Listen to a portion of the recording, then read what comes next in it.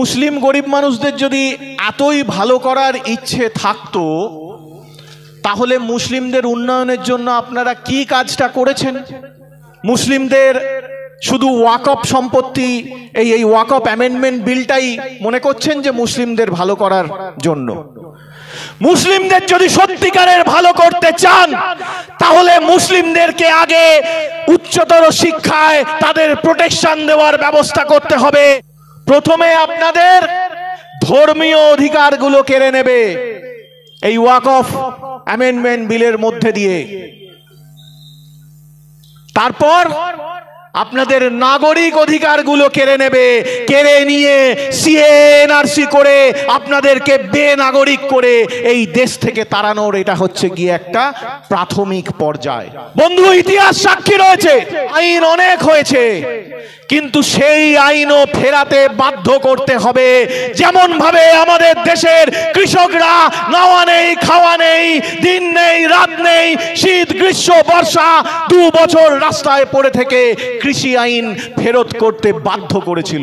এই তাম্রলিপ্ত জাতীয় সরকারের মাটিতে দাঁড়িয়ে বলছি যে যখন আপনাদেরই বাপ ঠাকুরদা এই মাটিতে ব্রিটিশ সরকারের গুলিকে ভয় না করে এই তমলুক অঞ্চলকে 7 মাসের জন্য স্বাধীন করেছিল, তাম্রলিপ্ত জাতীয় সরকার প্রতিষ্ঠা করেছিল, সেই দিন সেই আন্দোলনে হিন্দু মুসলমান সবাই একসঙ্গে কাঁধে কাঁধ মিলিয়ে লড়াই করেছিল। আর সেই দিন সেই আন্দোলনকে পেছন থেকে ছোড়া মেরেছিল এই ভারতীয় জনতা পার্টির পূর্বসূরি রাষ্ট্রীয় স্বয়ংসেবক সংঘ। সেদিন ব্রিটিশ পুলিশের কাছে এরা আপনাদেরই বাপ দাদাদের পৌঁছে দিয়েছিল, তাদের খবর পৌঁছে দিত, ধরিয়ে দিত। এদের কাছ থেকে আমাদেরকে দেশপ্রেম শিখতে হবে।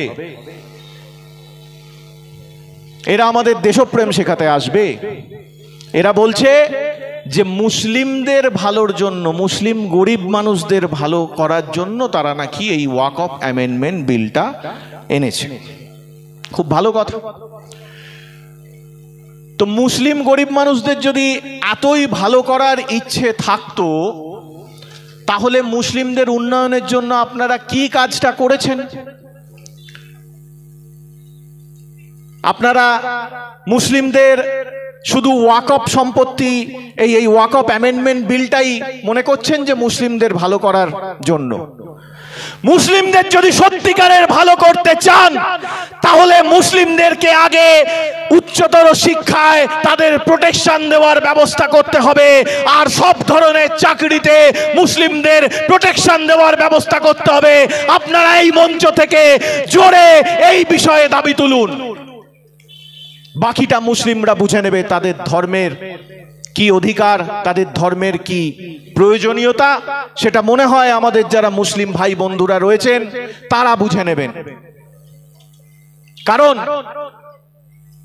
আপনাকে মনে রাখতে হবে এই যে ওয়াকফ অ্যামেন্ডমেন্ট বিল, এই ওয়াকফ অ্যামেন্ডমেন্ট বিল করে ওরা যে এই আপনাদের ধর্মীয় অধিকারটা কেড়ে নেওয়ার চেষ্টা করছে, মানিকদা একটু পরে আরো ডিটেলসে বলবেন, এটা আসলে কিন্তু একটা বৃহত্তর ষড়যন্ত্রের অংশ। প্রথমে আপনাদের ধর্মীয় অধিকারগুলো কেড়ে নেবে এই ওয়াকফ অ্যামেন্ডমেন্ট বিলের মধ্যে দিয়ে। তারপর আপনাদের নাগরিক অধিকারগুলো কেড়ে নেবে, কেড়ে নিয়ে সিএনআরসি করে আপনাদেরকে বেনাগরিক করে এই দেশ থেকে তাড়ানোর এটা হচ্ছে গিয়ে একটা প্রাথমিক পর্যায়। আজকেই আপনাদেরকে রুখে দাঁড়াতে হবে। কেউ বলতেই পারেন আইন তো হয়ে গেছে, তাহলে কি হবে আন্দোলন করে? বন্ধু, ইতিহাস সাক্ষী রয়েছে, আইন অনেক হয়েছে, কিন্তু সেই আইনও ফেরাতে বাধ্য করতে হবে। যেমন ভাবে আমাদের দেশের কৃষকরা নাওয়া নেই, খাওয়া নেই, দিন নেই, রাত নেই, শীত গ্রীষ্ম বর্ষা 2 বছর রাস্তায় পড়ে থেকে কৃষি আইন ফেরত করতে বাধ্য করেছিল, আপনাদেরকেও সেটাই করতে হবে। আপনাদেরকে শুধু নয়, আমরাও রয়েছি সেই আন্দোলনের মধ্যে। সকল গণতন্ত্র প্রিয় ভারতবাসী এই আন্দোলনেতে একসঙ্গে লড়াই করব কাঁধে কাঁধ রেখে।